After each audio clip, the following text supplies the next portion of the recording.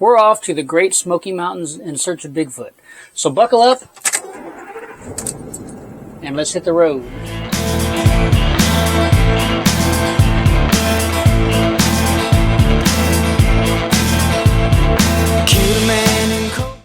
Hey folks, welcome to the Down the Road Travel Channel. My name is Will Van Winkle. That's right, today we set out to find the elusive Bigfoot. And find him we did in the form of giant inflatables, cosplayers, tons of merch, all on the peaceful side of the Smokies in the small town of Townsend, Tennessee. Considered to be one of 3 gateways to the Smokies, Townsend graciously hosted the 4th annual Smoky Mountain Bigfoot Festival. The festival itself is from 10 to 6 at the Townsend Visitor Center at 7906 East Lamar Alexander Parkway, and doors opened at 9:30.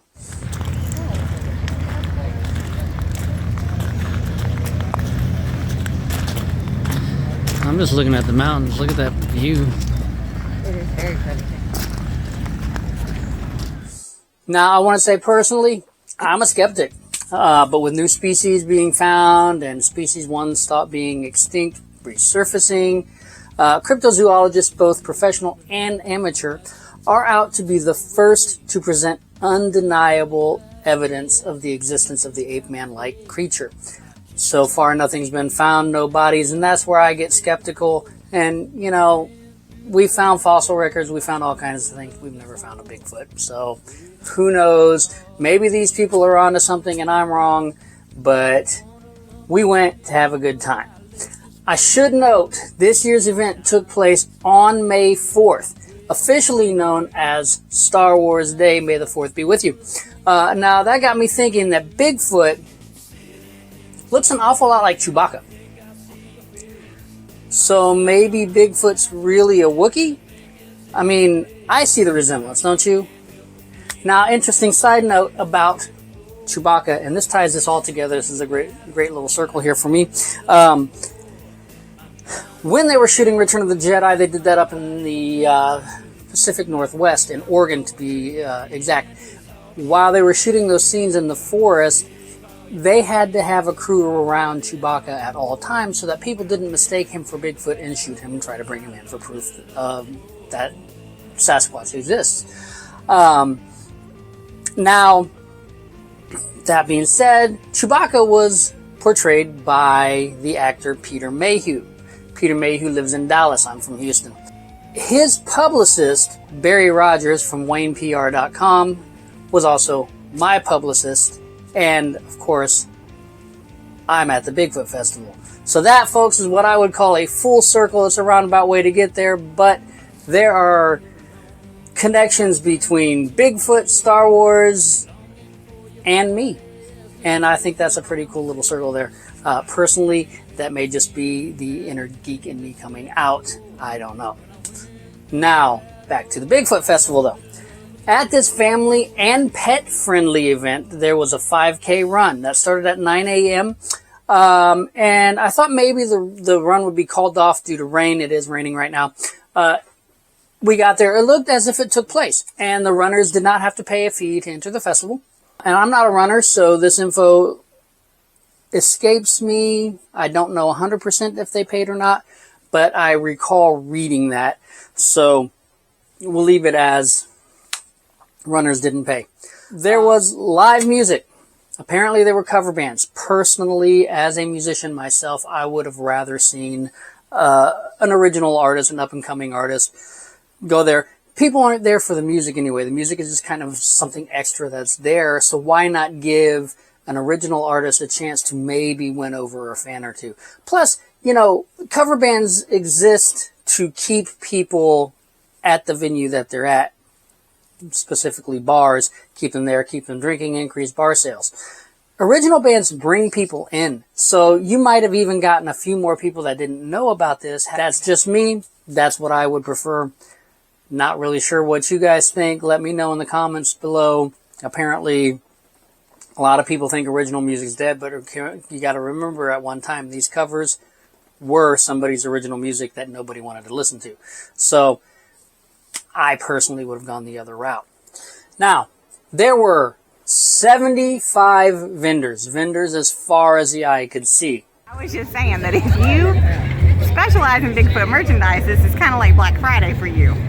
Because obviously there's probably not a normal market for this stuff at most festivals. Tent after tent of merchandise. And some of the stuff that they were selling was very typical. T-shirts. I did not get this one there. They had stickers, they had T-shirts, they had, you name it. If they could put Bigfoot's face on it, they had it. Oh my God, Bigfoot dolls.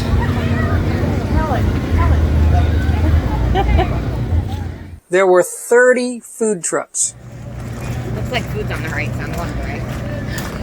Food is on the right, so we're going to the right for our first stop. I'm using that audio. Okay, go for it. She said, let's go that way, and walked off and left me. And of course, guest speakers. So we'll get to the guest speakers and the experts in a minute, but there were also things that I did not expect, such as wrestling.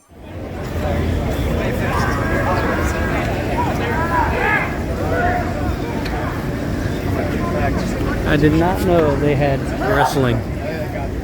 That's funny as hell. That's why everybody goes. I knew there was going to be Bigfoot calling lessons, seminar maybe. We didn't stick around for that. But I didn't know there was going to be a Bigfoot calling contest. Ready? 1, 3. 1, 2, 3.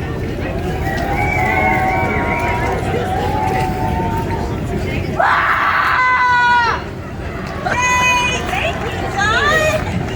Wow. That was awesome. All right. Let's see how many do we have left.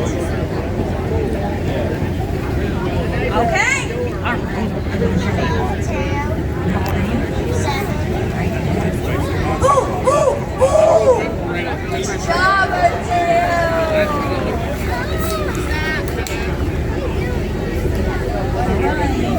Welcome.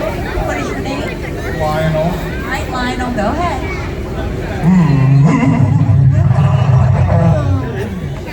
Very nice. That was good. I like it. Very nice. All right, good job. And once you're done with your call, you can, yes, head right back down there and stay in the area because we're going to have to announce the winner, of course, at the end.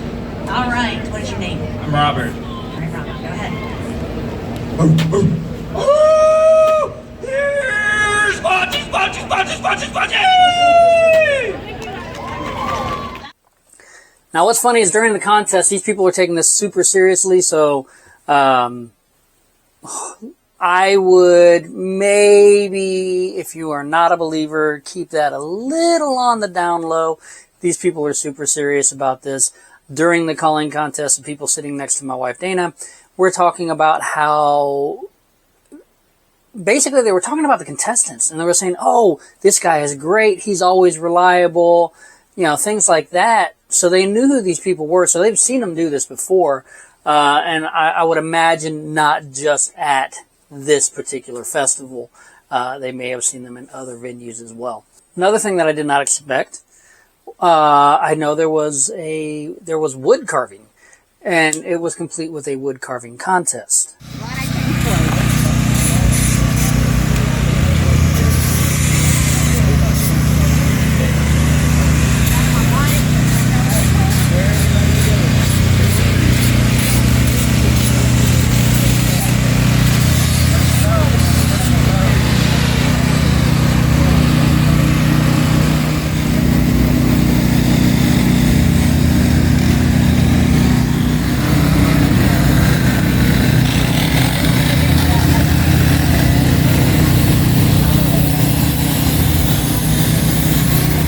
These things that these people were carving were huge. They were amazing.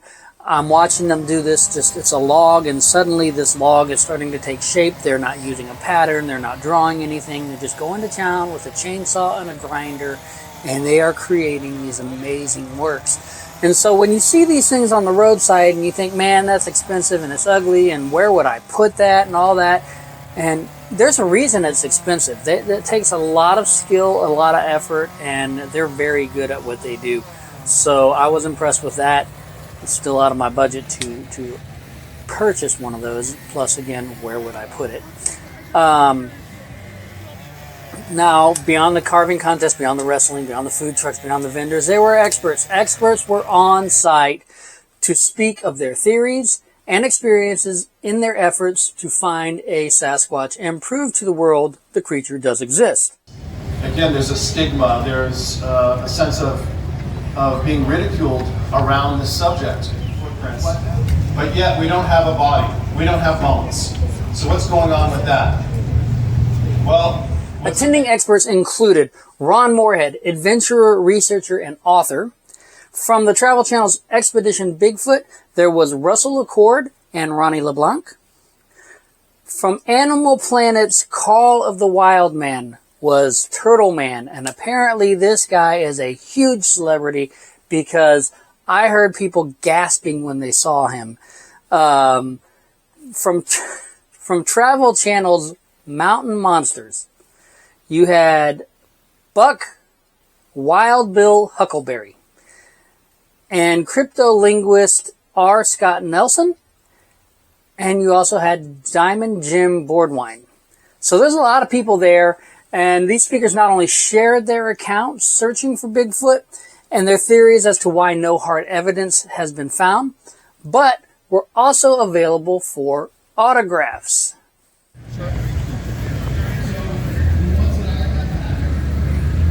Those are the meet and greets for the Bigfoot experts, and they'll sign photographs that you buy from them, of course, or items that you bring, and it's no charge except for to buy the photograph. If I was getting sponsored, that'd be product placement, but I'm not.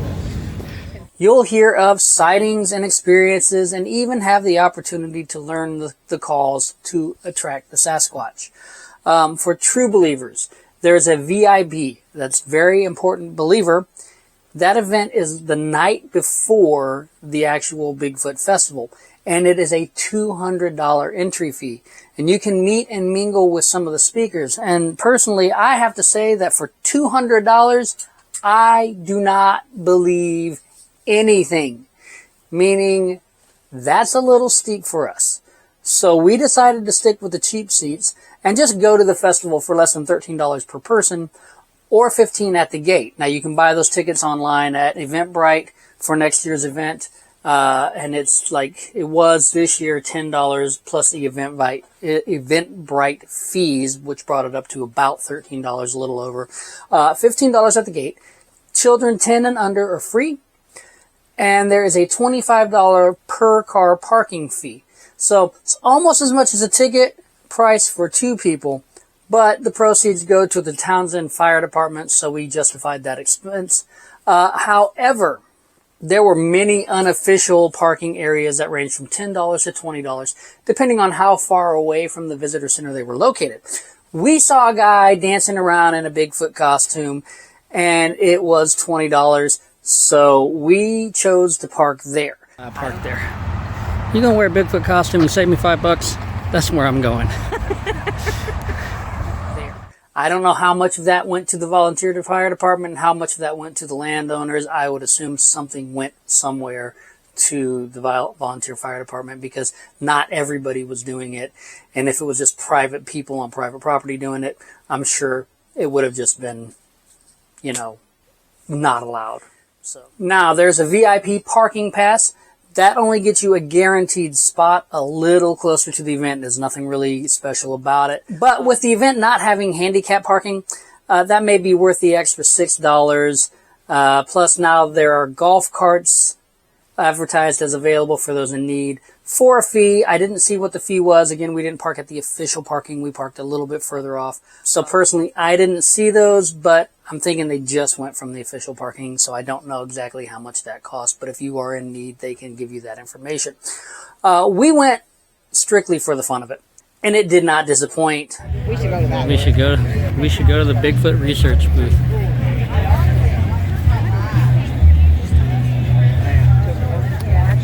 Oh, I don't think they're authentic. Thank you. We saw some on the other side. No, they're not. It says do not touch. Of course, someone touched it. Oh, yeah.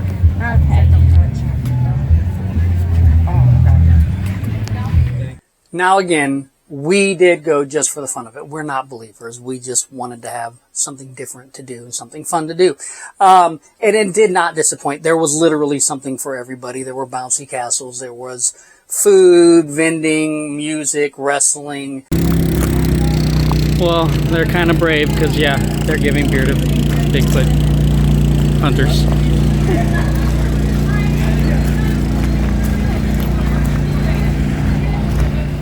Seminars, you name it, it was pretty much there. I do want to reiterate, though, that if you are not a believer, you may want to keep that bit of information to yourself. From what I saw, the people take it very, very seriously. And it's almost like bringing up politics in a mixed crowd. You are going to get attacked from all sides. So, you know, when you're in those crowds that you're not really sure how they lean, you may want to keep your mouth shut about politics. Same thing with the Bigfoot.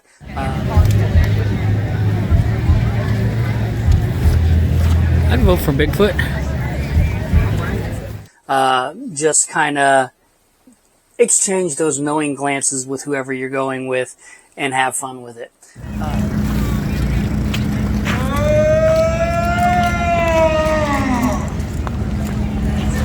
Maybe we can go that way. What?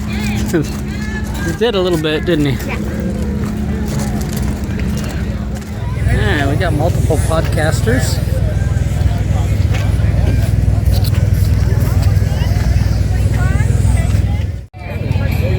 That's another podcast over there, Reality. So much mud. They put straw down every once in a while to try to fix it. But there's more mud than anything. There's more mud than anything.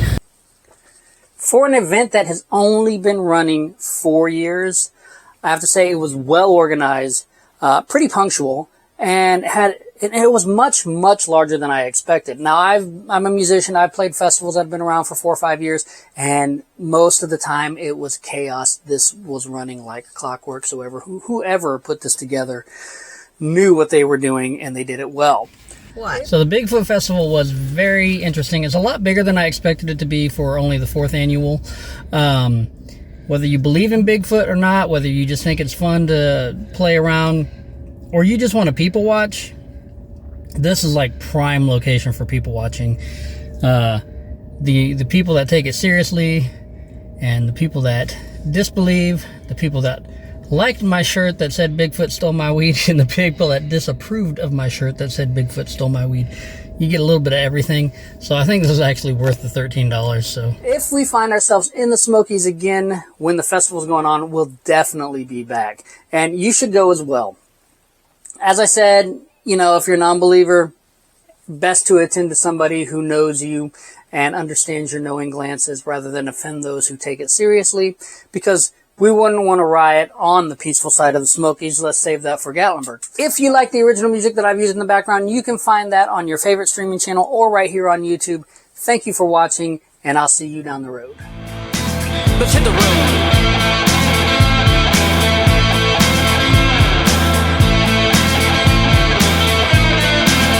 Save my soul. I won't be coming home. That Bigfoot right there, that's the one that stole my weed.